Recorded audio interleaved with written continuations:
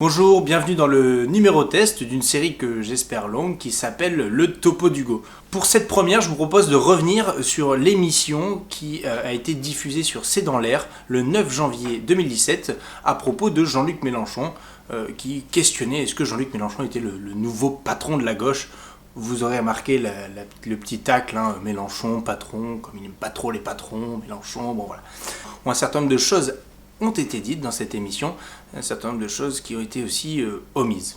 Bon alors cette émission, je ne vous invite pas à la regarder, ou peut-être éventuellement pour comprendre un peu comment les grands médias un peu tordent de la réalité, ou en tout cas ne semblent pas faire d'efforts pour avoir une information claire, précise, au moins vérifiée. Dans cette émission, on a notamment pu entendre ça de la part de Caroline Roux.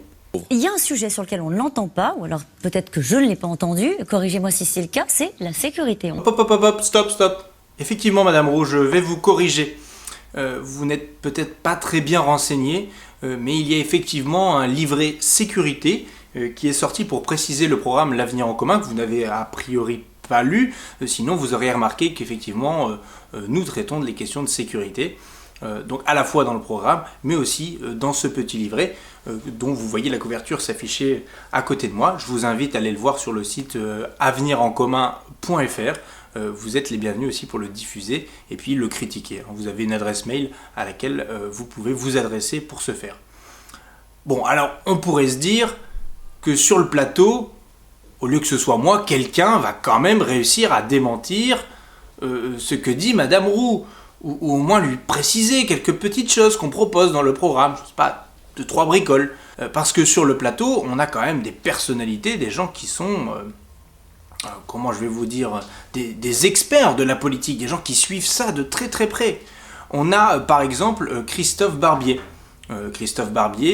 Donc de l'Express. On a Mathieu Croissando du Nouvel Observateur, Catherine Ottenheimer de Challenge, et enfin Jérôme Fourquet de l'IFOP.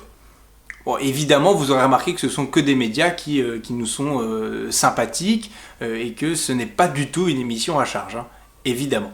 Alors voyons ça tout de suite en images. Qu'est-ce qu'ils nous racontent sur le plateau ? Donc, c'est dans l'argumentation de cette gauche-là. La première des insécurités, c'est le social. Et donc, si on résout la question sociale, on résoudra de facto la question de l'insécurité. Il ne va pas arrondir les angles parce que sinon, son programme, ses promesses ne tiennent plus. Lui, il propose autre chose. Donc, il n'est pas à se dire comment... Tout d'abord, Mathieu Croissando, qui nous laisse entendre que nous n'aurions rien d'autre à proposer en fait sur la sécurité que de parler de sécurité sociale. Il n'a pas complètement tort, mais c'est quand même pas exactement le cas. Et ensuite Christophe Barbier, notre préféré, qui plus tard dans l'émission va dire ça. Mais on sent bien que sur le régalien, autant sur la Constitution, il pense une 6e République, sur le régalien, justice, police, armée, il est quand même pas très fort. C'est pas son sujet, ce que disait tout à l'heure Guylaine. Pas très fort, on serait pas très fort sur le sujet. Bon, il faut l'excuser, M. Barbier n'a pas forcément le temps d'aller creuser les sujets au fond. Bon, on l'excuse. Et enfin, Ottenheimer, qui elle, visiblement, ne connaît rien sur le sujet. Moi, je pense qu'il est très malaise sur son sujet. C'est pas là-dessus. Il peut pas avoir une offre meilleure que celle de François Fillon ou de Marine Le Pen. Il a aucun intérêt à se mettre sur ce terrain-là. Son terrain, c'est le social, c'est la misère, c'est... J'ai oublié Jérôme Fourquet. Oui, Jérôme Fourquet n'a pas pris la parole sur le sujet. Je pense qu'il n'a pas suivi les épisodes. Il devait pas être là ce jour-là.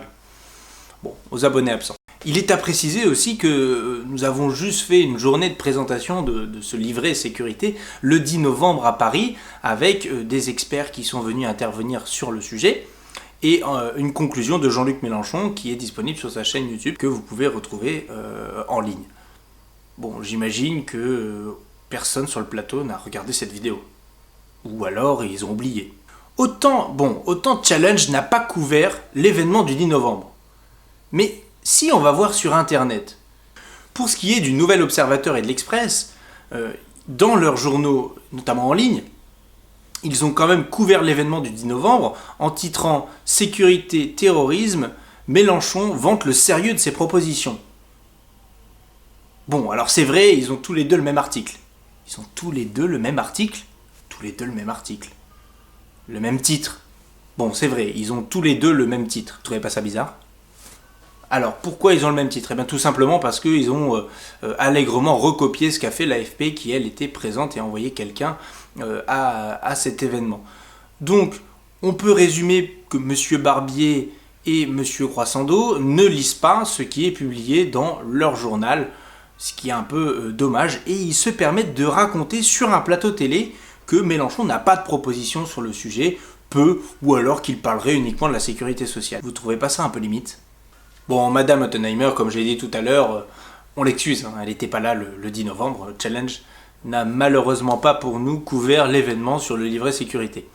En attendant, la prochaine vidéo, je vous invite à retourner sur Avenir en commun, aller voir les différents livrets thématiques qui vont plus loin sur le programme, et notamment celui sur la sécurité, dont j'ai été le rapporteur avec Lise Maillard et François Pirenne.